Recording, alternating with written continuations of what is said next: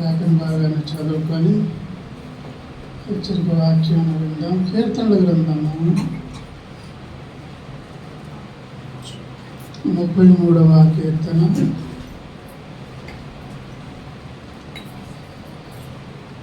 33వ కీర్తన 18-19 వచనాలు చదువుతున్నానమ్మా, చూడండి. వారి ప్రాణమును మరణము నుండి తప్పించుటకును, కరువులో వారిని సజీవులనుగా కాపాడుటకును, యెహోవా దృష్టి ఆయన యందు భయభక్తులు గల వారి మీదను, ఆయన కృప కొరకు కనిపెట్టు వారి మీదను నిలుచుచున్నది. చిన్ననాటి ప్రేమగల తండ్రి, సహాయకుడా కనికరించండి. మరో ఆశీర్వాదకర శుభదినం మాకిచ్చి సజీవుల గురించి మీ సన్నిధికి నడిపించారు. మంచి దినాలు, అపాయకరమైన కాలాలు, పరిస్థితులు, ప్రపంచమే అట్టుడుగుపోతున్నటువంటి ప్రకృతి వైపరీత్యాలు,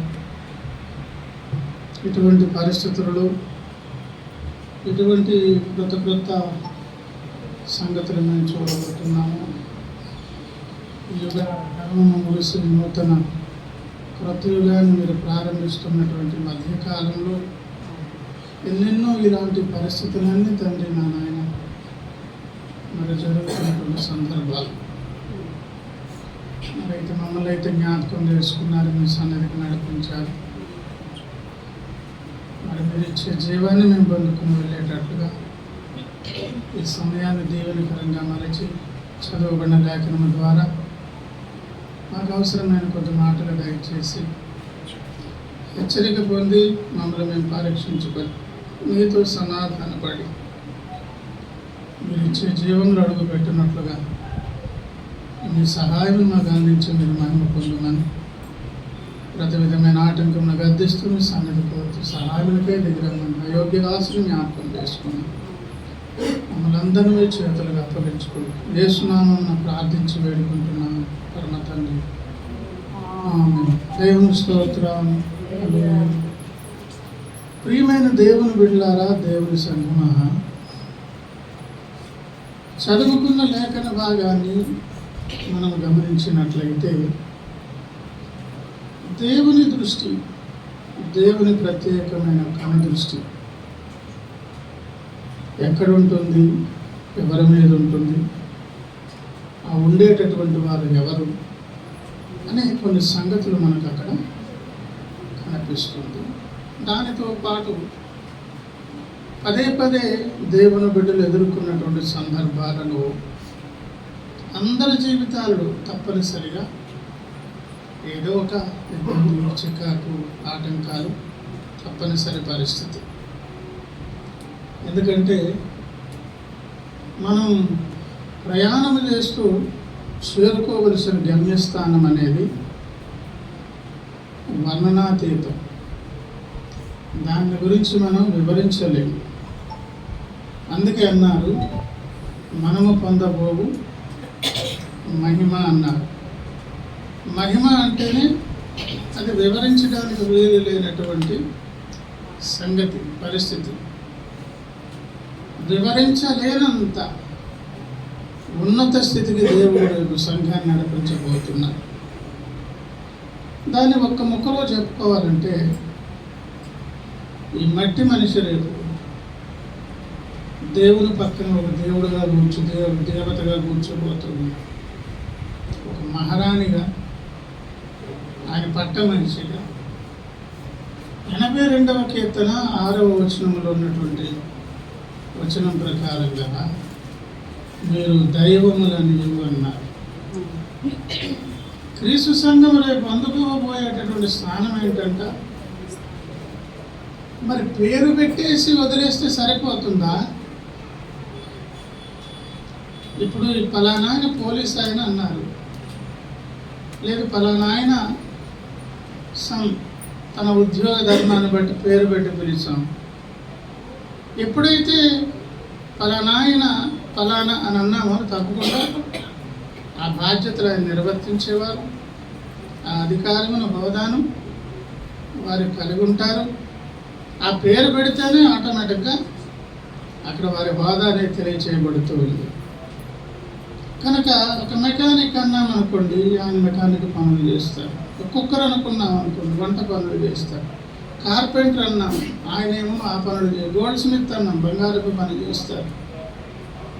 ఒక బిల్డింగ్ కన్స్ట్రక్టర్ అనుకున్నాం అనుకోండి, నిర్మాణాలు చేపడుతూ ఉంటారు. అవునా?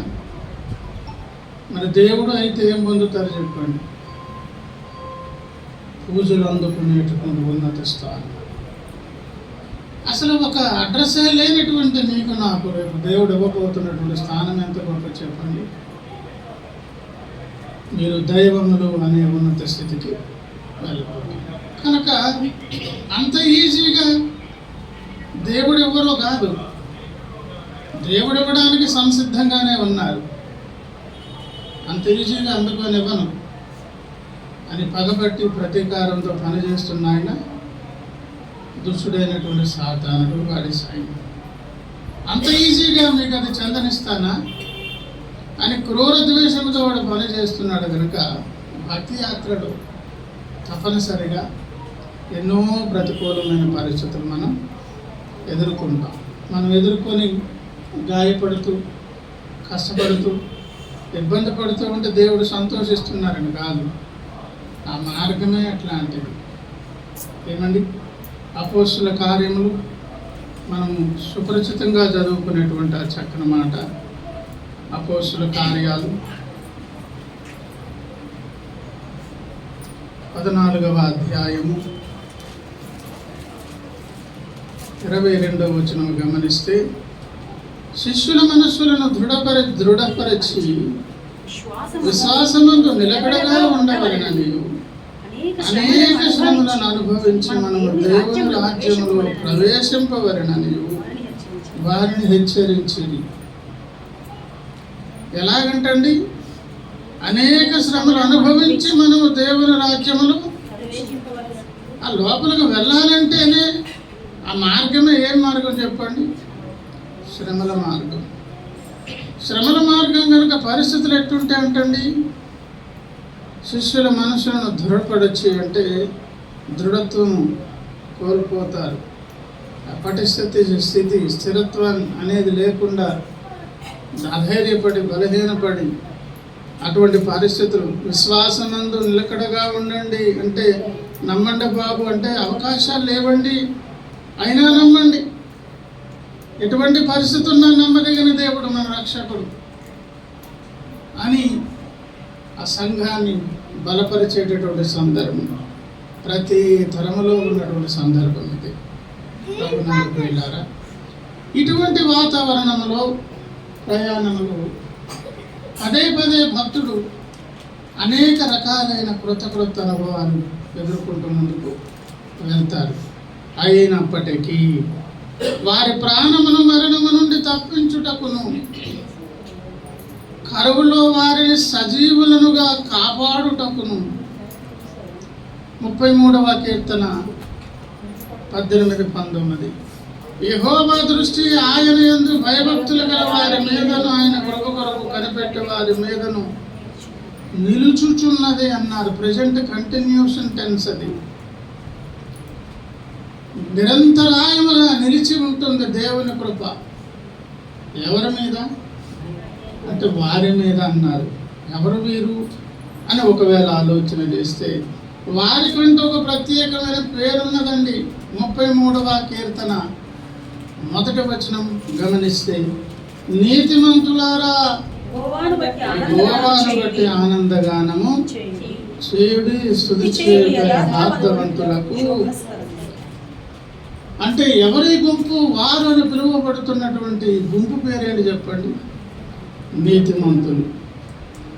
ఏమిటి వారి నీతి అనంటే వారి క్రియల, వారికి ఉన్నటువంటి ప్రత్యేకతల, ఇతరత్ర ఏమి లేవండి.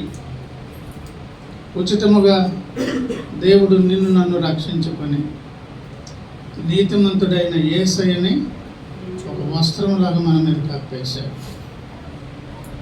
లోపలంతా దుర్గంధపూరితమైనటువంటి లక్షణాలతో మనం ఉంటాం. అయినా దేవుని సన్నిధికి వచ్చి వెళ్ళి బలలో పాలు పంపులు పొంది వెళ్ళి ప్రార్థన చేసి జవాబులు పొంది కొన్ని ప్రార్థనల ద్వారా అద్భుత ఆశ్చర్య కార్యాలు జరిగించబడి పదే పదే దేవుని సహాయం మనకు ఎందుకు అందుతుందో తెలుసా? మన మీద కప్పబడిన యేసయ్యను బట్టి.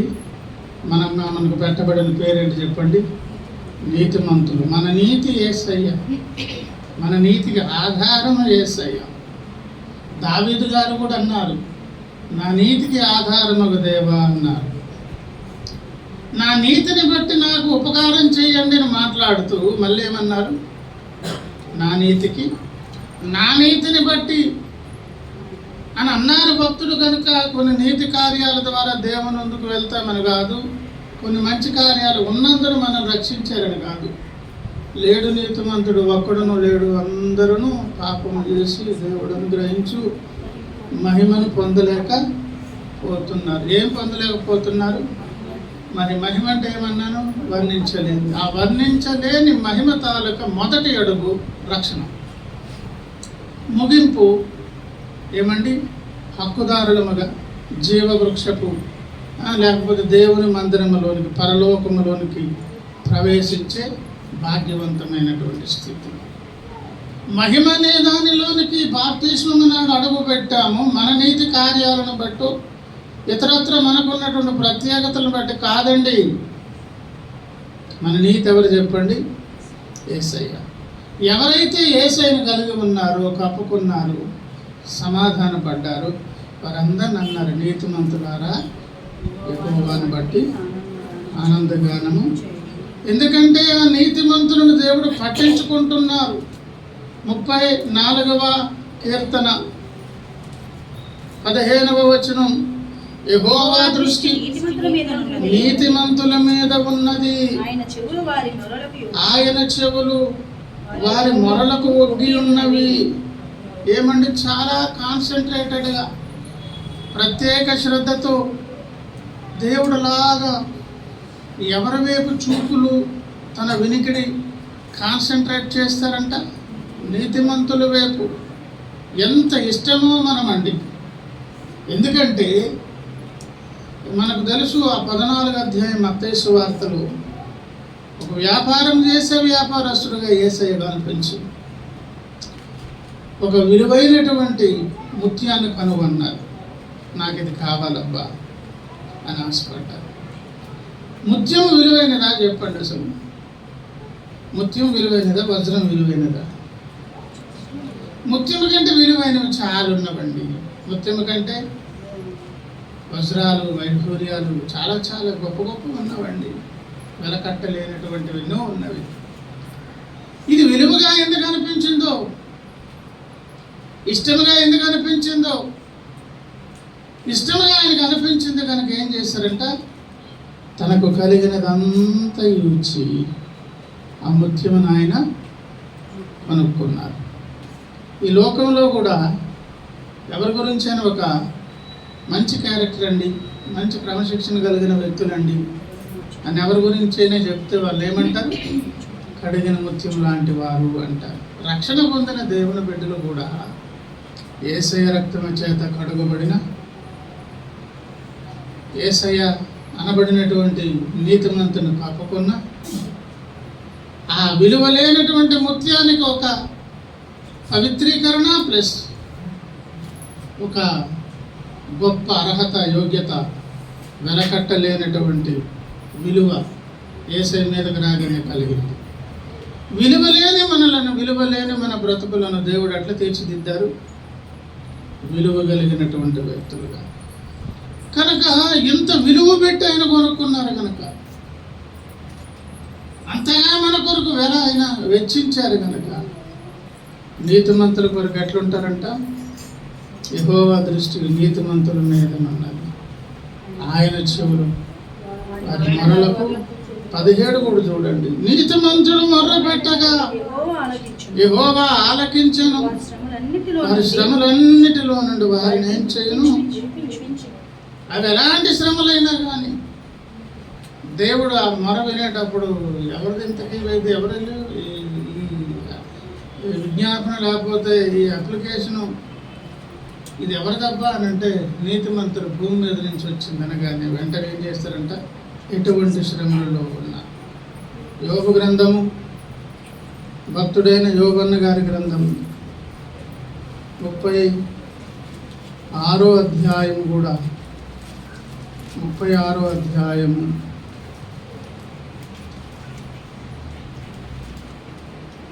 7వ వచనం చదువుదాం. చూడండి. నీతిమంతులను ఆయన చూడకపోడు అంటే అర్థం ఏంటంటే అసలు నువ్వు అనుమానించే అవకాశమే వద్దంటున్నారు అన్నమాట. ఎందుకు అనుమానిస్తావు అంటున్నాడు. ఏంటండి ఈ మధ్య అని అంటే, ఎందుకు ఇలాగా ఎవరి మీద నీకు ఎంత అనుమానం? ఎవరి మీద? యేసయ్య మీద అనుమానమా? తనకున్న ప్రాణమే ఇచ్చి నిన్ను నన్ను కొనుక్కున్నప్పుడు మనల్ని పట్టించుకోవడం మానేస్తారు. కనుక నీతిమంతులను ఆయన చూడకపోడు. సింహాసనం మీద కూర్చుండు రాజులతో ఆయన వారిని నిత్యమును కూర్చుండా వారు ఘనపరిచే దాని కొరకు రాజులతో సింహాసనం ఎక్కించి వారితో సహా కూర్చోబెట్టేదాని కొరకు. పిల్లల కొరకు తల్లిదండ్రులు కలలు అంటారు కదా, వాళ్ళని ఎక్కడో ఉంచాలి, ఎలాగో చూడాలి అని అనుకుంటారు కదా. అవునా కదా చెప్పాలి. వాళ్ళు ఏదేదో కావాలని ఆశపడతారు కదా. మట్టి మనుషులు, స్వార్థ ప్రియులు, గంటకి క్షణానికి ఒక విధంగా మారిపోయే మనసు, స్థిరత్వం లేనటువంటి వ్యక్తులు. అందులోకి భక్తులైతేనే వీళ్ళంతా చపల చిత్తులు, అంటే స్థిరత్వం లేని వారు ఇంకెవరు ఉండరు. లోకస్తుడు దేనికి ఒక దానికి కట్టుబడిపోయి దానికి బానిసే బ్రతికేస్తాడు. ఇంకంతే. ఒక దానికి అలవాటు పడడం ఇంకంతే మొండిగా. కానీ స్థిరత్వం లేనటువంటి స్థితి ఎవరికైనా ఉన్నదంటే ఎవరికి ఉంది చెప్పండి? దేవుని బిడ్డలమైన మనకి. ప్రభునందు ప్రియులారా, దాని ముందు ఏం చెప్పానమ్మా?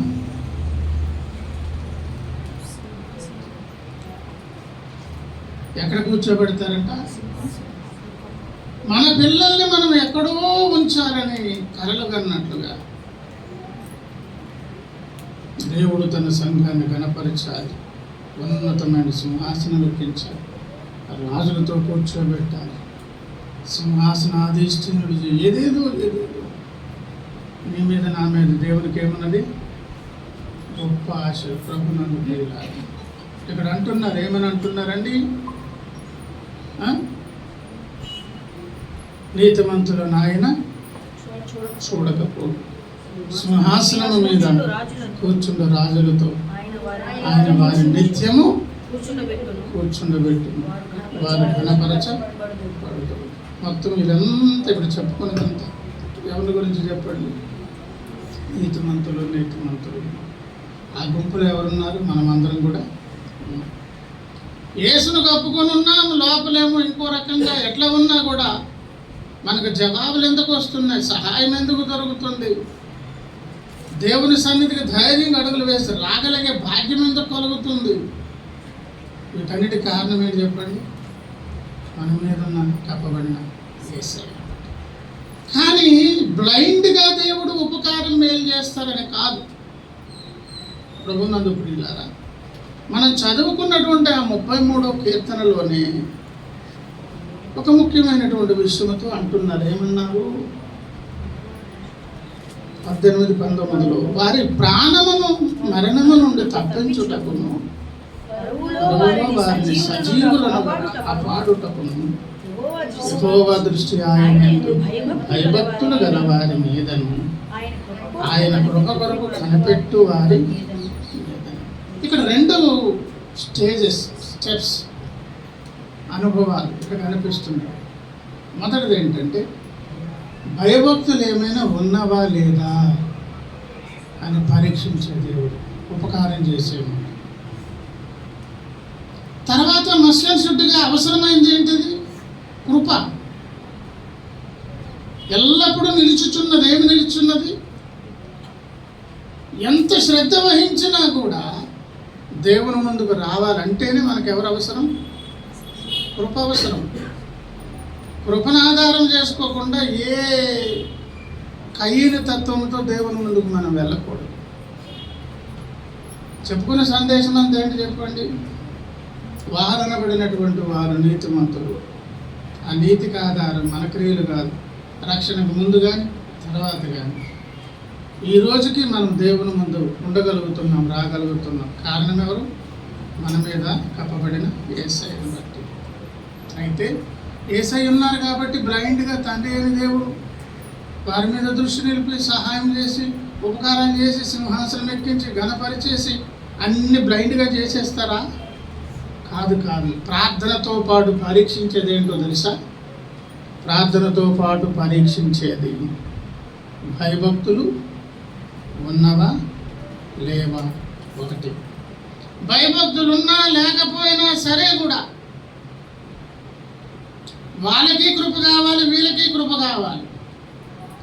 మనలను కోరహ కుమారులతో పోల్చి 44వ కీర్తనలో ఆ కోరహ కుమారుల కీర్తనలో కొన్ని అనుభవాలు మనకు పరిచయం చేస్తున్నారు. ఒకసారి చూడండి. ఏమంటున్నారంటే 21వ వచనములో, హృదయ రహస్యములు ఎరిగిన దేవుడు ఆ సంగతిని పరిశోధింపక మానునా. హృదయ రహస్యములను ఎరిగిన దేవుడు ఆ సంగతిని, ఏ సంగతి? భయభక్తులు అనేవి ఉన్నవా లేవా? అవి తప్పకుండా పట్టించుకుంటారు, అవసరమైన కృపను ఇస్తారు. సరే, వారి తాలూకు అనుభవం మనం ఒకవేళ ఆలోచన చేస్తే ఆ 44వ కీర్తన మొదటి వచనం నుంచి ఒక అనుభవం ఏంటది? దేవా, పూర్వకాలమున మా పితరుల దినములలో నీవు చేసిన పనిని వచ్చి మేము చెబుతారా? మా పితరులు దానిని మాకు వివరించి, నీవు నీ భుజబలము చేత అన్యజనులను వెళ్ళగొట్టి మా పితరులను నాటితి, జనములను నిర్మూలము చేసి వారిని వ్యాపింపజేసితి. వారు తమ ఖడ్గము చేత దేశమును స్వాధీనపరచుకుంది, వారి బాహువు వారికి జయమియ్యదు. నీవు వారిని కటాక్షించితివి గనుక నీ దక్షిణ హస్తమే, నీ బాహువే, నీ ముఖకాంతియే. ఇవన్నీ సందేశాలు. కానీ వారు ఒక ఎక్స్పీరియన్స్ చెప్తున్నారు. ఏంటి వాళ్ళకున్న ఎక్స్పీరియన్స్ ఏంటో తెలుసా? తమ పితరుల జీవితంలో దేవుడు చేసిన కార్యాలు, హృదయ రహస్యములు ఎరిగిన దేవుడు ఆ సంగతి పరిశోధింపక మానడా అని ప్రశ్నించి, వారికి ఉన్నటువంటి అనుభవంలో మొదటి సంగతి ఏం చెప్పారు? ఇప్పుడు చదువుకున్న దాంట్లో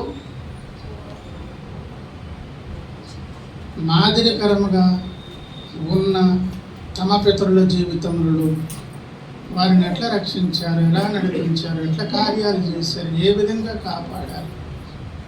అడుగడుగున అక్కడ ఎన్నెన్నో అవన్నీ చదువుకొని వెళ్ళిపోయాం. కానీ దాన్ని ధ్యానం చేస్తే ప్రతి వచనంలో ఎన్నో సంగతులు. ఇది మొదటి సందర్భం. రెండవ సందర్భములకు వచ్చిన తర్వాత 9వ వచనం నుంచి మరలా కథ మారింది. అయితే ఇప్పుడు నీవు మమ్మను విడనాడి అవమానపరిచి ఉన్నావు, మా సేనలతో కూడా నీవు బయలుదేరకై ఉన్నావు. శత్రువుల ఎదుట నిలవకుండా మమ్మను వెనుకకు పారిపోజేయుచున్నావు. మమ్మను ద్వేషించేవారు ఇష్టం వచ్చినట్లు మమ్మను దోచుకొనుచున్నారు. భోజన పదార్థముగా ఒకడు గొర్రెలను అప్పగించున్నట్లు నీవు మమ్మను అప్పగించి ఉన్నావు. అన్య జనములలోనికి మమ్మను చెదరగొట్టి ఉన్నావు. అధికమైన వెల చెప్పక ధనప్రాప్తి లేకయే నీవే నీ ప్రజలను అమ్మి ఉన్నావు. మా పొరుగు వారి దృష్టికి నీవు మమ్మను నిందాస్పదముగా చేసి ఉన్నావు. మా చుట్టూనున్న వారి దృష్టికి అపహాస్యాస్పదముగాను ఎగతాళికి కారణముగాను మమ్మను ఇవన్నీ ఏంటి చెప్పండి? అన్యజనులలో మమ్మను సామెతకు హేతువుగాను, ప్రజలు తల ఆడించుటకు కారణముగాను మమ్మను నన్ను నిందించు దూషించు వారి మాటలు వినగా, శత్రువులను బట్టి పగ తీర్చుకుని వారిని బట్టి నేను దినమెల్ల నా అవమానమును తలపోయుచున్నాను. సిగ్గు నా ముఖమున కమ్మి ఉన్నది. ఇదంతయు మా మీదకు వచ్చినను. ప్రభునందు ప్రియులారా, ఒక ఎక్స్పీరియన్స్ ఏం చెప్తున్నారంటే, మా పితరులు నడిచి వచ్చారు అనంటే వారి బలము కాదు, బాబు బలము కాదు, మీరే దగ్గరుండి సంరక్షించి కాపాడి సమస్తం మీరే నడిపించారు కనుక అడుగడుగున వారు మాకు మాదిరి. అలాగే మా జీవితాలలో కూడా ఈ రక్షణ పొంది నీతిమంతులుగా పిలువబడి వారు అనే గుంపులో మమ్మల్ని ఉంచారు, జవాబులు పొందాం. కానీ సడన్గా మా జీవితాల్లో కొన్ని ప్రతికూల పరిస్థితులు ఏర్పడ్డాయి. ఏంటా ప్రతికూల పరిస్థితులు? దేవుని అనుమతితోనే వచ్చినట్లుగా అవమానాలు, రకరకాల ప్రతికూలమైనటువంటి పరిస్థితులు క్లియర్గా. ఇది ఎవరి కీర్తన అన్నాను? కౌరవ కుమారులము నీవు నేను మనమందరం. స్టార్టింగ్లోనే ఉపోద్ఘాతంలోనే ఏం చెప్పుకున్నాం? ఏమండి? మనకు సకల దీవెనలు శుభాలు ఇవ్వాలని దేవుడు కాంక్షించిన అంత ఈజీగా అవి మనకు దొరికే దాని కొరకు ఇష్టం లేని దుష్టుడైన ఒకడున్నాడు. వాడు తన సైన్యంతో పాటు పోరాడి ఏం చేస్తున్నాడు? మార్గమంతట్లో ప్రతికూల సమస్యలను, శ్రమలంటే ఏమనుకున్నారు? మానసికంగా కృంగిపోవడం, అడుగడుగున అవమానాలు, అడుగడుగున ప్రతికూల పరిస్థితులు, ఏదో రకంగా శోధించాలి. దేవుని సంఘం మీద దాడి అనేది చేసేది కంప్లీట్గా సాతానుడే. వాడు చేసి ఈ పరిస్థితులన్నీ తీసుకొచ్చినప్పుడు ఆ కౌరవ కుమారులు ఇస్తున్న సాక్ష్యం మనం ఒకవేళ వింటే ఆశ్చర్యపోతామండి. ఒకసారి చూద్దామా? ఏమండి? 20వ వచనములు అంటారు, లేకపోతే 17 నుంచి, ఇదంతయు మా మీదకి వచ్చినను మేము నిన్ను ఏదైతే కానివ్వండి, నాకు అదంత అవసరం. మాకు మాదిరిగా భక్తులు నుంచారు, అనుభవాలు కూడా వచ్చినప్పుడు జవాబులు పొందుకున్నాం. తర్వాత ప్రస్తుత పరిస్థితులు గమనించినప్పుడు చాలా ప్రతికూలంగా ఉన్నవి. ఓ పాఠం నేర్చుకున్నారు. మా పితరులు కూడా ఇవే ఎదుర్కొని ఉంటారు. లేడు నీతిమంతుడు అనే గుంపులోని మనం ఉన్నాం. నీతిమంతులుగా ప్రయాణమైనటువంటి గుంపులో కూడా మనమే ఉన్నాం. కౌరవ కుమారుల గుంపులో ఆ పైనున్నవారు, కిందనున్నవారు, రాబోతున్నవారు, అన్ని వర్గాల వారు, నీవు నేను అందరము ఉన్నాం. అయితే ఒక పని అంట, ఇదంతే మా మీదకు వచ్చినను మేము నిన్ను నీవు నిబంధన మీరి ద్రోహులము కాలేదు. మా హృదయము వెనుకకు మరలిపోలేదు, మా అడుగులు నీ మార్గమును విడిచి తొలగిపోలేదు. అయితే నక్కలున్న చోట నీవు మమ్మను బహుగా నలిపి ఉన్న గాఢాంధకారము చేత మమ్మను కప్పి ఉన్నావు. మా దేవుని నామమును మేము మరిచి ఉన్న ఎడల, అన్య దేవతల తట్టు మా చేతులు చాపి ఉన్న ఎడల, అప్పుడు అన్నారు, హృదయ రహస్యములు ఎరిగిన దేవుడు ఆ సంగతిని పరిశోధింపక మానన. అంటే వీళ్ళు గట్స్ ఏంటో తెలుసా? వారికి మేలు చేస్తానన్నారు. ఎవరు వీరంటే నీతిమంతులు. నీతిమంతులకు మేలు చేస్తారు నిజమే, కానీ యెహోవా దృష్టి 33:19 యెహోవా దృష్టి ఆయన యందు భయభక్తులు. ఈ భయభక్తులు ఉన్నవా లేదనే పరీక్ష అనేది దేవుడు ఎప్పుడు చేస్తారో తెలుసా? అన్ని సజావుగా చక్కగా సాగిపోయినప్పుడు కాదు, అన్ని సజావుగా చక్కగా సాగినప్పుడు కాదు. మొదటి పేతురు పత్రిక, పేతురుకు రాసినటువంటి మొదటి పత్రిక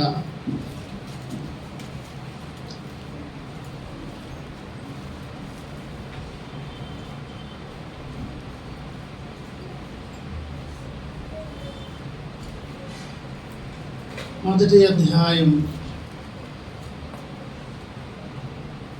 6వ వచనములు అన్నారు, ఇందువలన మీరు మిక్కిలి ఆనందించుచున్నారు కానీ ఆనందానికి కారణం ఏంటి? నీతిమంతులం అయ్యాం. దేని బట్టి అయ్యాం? ఉచితంగా అయ్యాం. జవాబులు ఎందుకు వస్తున్నాయి? కప్పబడిన యేసయ్యను బట్టి. ధైర్యంగా ఇంట్లోకి దేవుని ఇంట్లో అడుగు ఎందుకు పెట్టేస్తున్నాం? మన క్రియలను బట్టి కాదు. మన మీద ఎవరున్నారు? యేసయ్యను బట్టి. ఈ మేలులన్నీ దేవుడు చేశారు గనక మనకు ఆనందము కలుగుచున్నది, కానీ అవసరమును బట్టి. అది మనం మైండ్లో పెట్టుకో. దేన్ని బట్టి? అవసరమును బట్టి. తప్పనిసరి పరిస్థితి అవసరమును బట్టి నానా విధములైన శోధనల చేత ప్రస్తుతము కొంచెము కాలము మీకు దుఃఖము అని చెప్పి దానిని కూడా ఎట్లా చేశాడో తెలుసా? దానిని నశించుకో సువర్ణము అగ్ని పరీక్ష వలన శుద్ధపరచబడుచున్నది కదా, దానికంటే అమూల్యమైన మీ విశ్వాసం ఈ శోధనల చేత పరీక్షకు నిలిచినదై యేసుక్రీస్తు ప్రత్యక్షమైనప్పుడు మీకు మెప్పును మహిమయు ఘనతయు కలుగుటకు. ఇవన్నీ కలగడానికి కారణం కావాలంటే ఇది ఎక్కడ శుద్ధి చేయబడాలంట? బంగారమును అగ్నిలో శుద్ధి చేసినట్లు శ్రమల కులముల గుండా, ప్రతికూల వాతావరణం, అపహాస్యాల గుండా, అవమానాల గుండా వాళ్ళు అదే చెప్తున్నారు. నిందకు అపహాస్యానికి మమ్మల్ని కారణములుగా చేసి అన్యుల మధ్య పడేసి అడుగడుగున వారు ఆ వివక్షకు గురవుతూ ముందుకు వెళ్తూ అయితే మేమైతే మాత్రం ఏం కావాలేమన్నారండి? దానిలో మేము నమ్మకంగా నిలిచి ఉన్నాము అని చెప్పి అప్పుడు అన్నారు ఏమని? హృదయ రహస్యములు ఎరిగిన దేవుడు ఆ సంగతి పరిశోధింపక మానున. ఇక్కడ పరీక్షించినప్పుడు ఫరో కుమారుడు ఎట్లా కనిపించారు చెప్పండి? మంచిగా బేసుగా దేవుని దృష్టికి అంటే భయభక్తులు గల వారి మీదను ప్లస్ ఆయన కృప కొరకు వేడుకునేవారు. అయినా కూడా వీళ్ళకి ఏం అవసరం చెప్పండి? ఇంత కరెక్ట్గా ఉండినప్పటికీ కూడా మరల ఫరో కుమారులకు ఏం అవసరం? యేసయ్యను కప్పుకునే వెళ్ళాలి, యేసయ్యను ప్రక్కన పెట్టి వెళ్ళే అవకాశం లేదు. కానీ ఒకవేళ ఆ స్థితి లేకపోయినా, ఆ పరిస్థితి మనలో లేకపోయినా, అప్పుడు కూడా ఈ కృప నిలిచి ఉండేటట్లుగా నీతిమంతులనే సంఘం మీద దేవుడు నిలుచుచు ఉన్నది. ఆ ఉంచే కార్యం అంతా ఎవరు చేశారండి? దేవుడే మన మీద చేశారు. ఆ కారణాన్ని బట్టి ఇప్పుడు మనం పరీక్షించుకోవాలి. అవును ప్రభువా, మేమెవరం ఇప్పుడు వారు అనే గుంపుకు చెందిన వారమే, మరియు మాకేం అవసరమై ఉన్నది?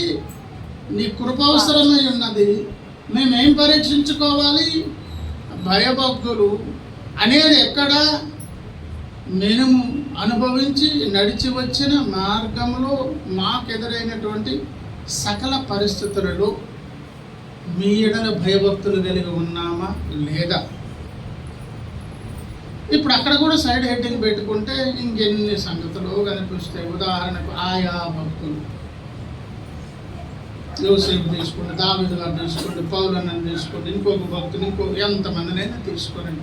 వారి అనుభవాలు ఇక్కడ మేళవింపజేసి మనం గమనించి చూస్తే అటువంటి ప్రతికూలమైన వాతావరణాల్లో వారు దేని పాడు చేసుకోలేదు? భక్తిని ఎందుకు పాడు చేసుకోలేదంటే వారికి దేవుడు అంటే భయం అన్నది. దేవుని స్తోత్రం. భక్తి ఎప్పుడు పాడవుతుందో తెలుసా? భక్తులు అనేవి ఎప్పుడు తొలగిపోతామో తెలుసా? దుష్టుడు కదా దాడి చేయించే పరిస్థితులన్నిటిని దృష్టి మనం వాడి మీద పెట్టి శత్రువు మీద మనం గురి తప్పిపోయామనుకోండి, ఆటోమేటిక్గా మన దృష్టి ఏమైపోతుంది? సైడ్ అయిపోతుంది.